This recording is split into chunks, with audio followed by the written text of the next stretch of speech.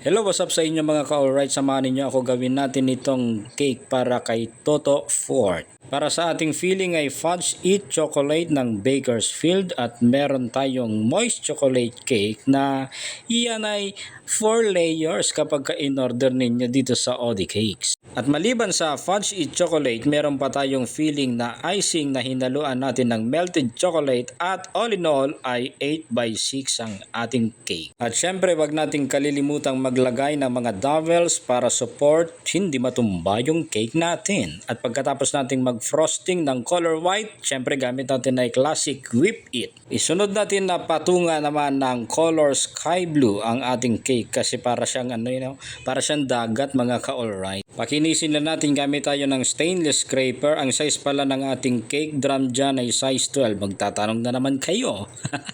Ang next, nilagyan natin ng fondant sa baba, royal blue ang ginamit natin dyan para sa kanyang color. Isunod natin itong mga rope, lubid na lang para mas madali.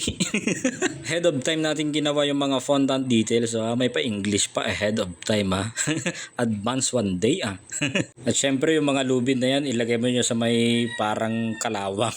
Kalawang ba yan? Hindi, gold nakasabit dyan sa loob. Tapos ay nilagay ko din muna yung pinaka-dedication niya sa taas.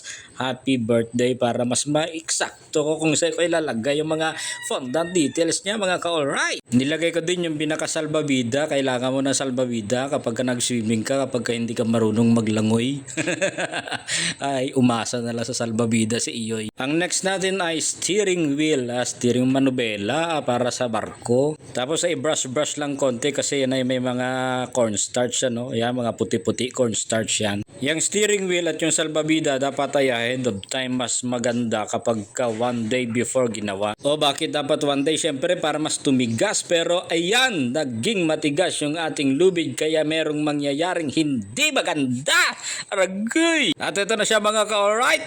Kita mo, bumagsak na puto lang ating lubid. Hindi niya kinaya kasi maging nag-set na siya, matigas na yan mga ka-alright. Kaya dapat pagka gumawa ka, yung bagong gawa para mas malambot siya, pliable. Yan, tandaan nyo wag nyo akong gayahin dapat ay bagong gawa para mas maganda na stretchable siya mga ka-alright. Ay, grabe sakit sa dibdib pagka nakita mo yung ganyang ginawa mo, bumagsak lang. At nilagay ko din yung number 1 at yung mga effect para sa tubig at sa mga icing niya gamit ang kutsara. At wag nating patagalin, ito na ang ating 24 pieces cupcakes kasama yan. Tapos ito na din ang ating napakaganda na cake para kay Toto Fort. Tsan-tsaran! Pasok, Rap Talentos, and thank you so much, Ma'am Aileen. Halika na sa ODK.